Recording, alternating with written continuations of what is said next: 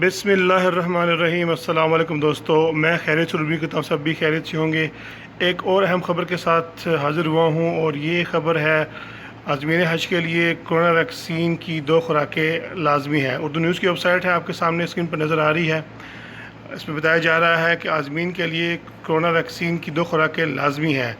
سوال یہ ہے کہ اس کے علاوہ بھی کیا کوئی ویکسین لگوائی جانی چاہیے یا نہیں، کیونکہ اس سے پہلے سالوں میں مختلف ویکسینیں لگائی جاتی ہیں، جیسا کہ ٹیٹرا ویلنٹ ACY-W135 کانجوگیٹ بھی لگائی جاتی تھی، اور اس کے علاوہ سیزل انفلوئنزا کی ویکسینز بھی لگائی جاتی رہی ہیں۔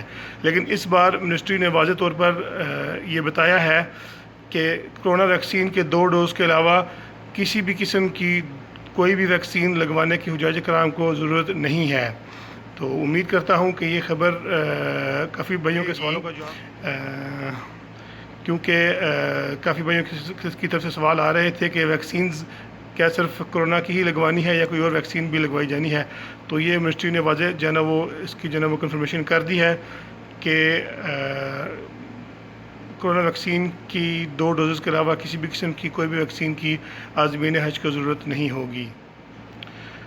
امید کرتا ہوں کہ میری یہ ویڈیو آپ لوگوں کو پسند آئی ہوگی اور اس خبر سے آپ لوگوں کو فائدہ ہوگا۔ اگر یہ میری ویڈیو پسند آئی ہے تو اس کو لائک کریں، میرے چینل کو سبسکرائب کریں۔ بہت بہت شکریہ۔ اللہ حافظ۔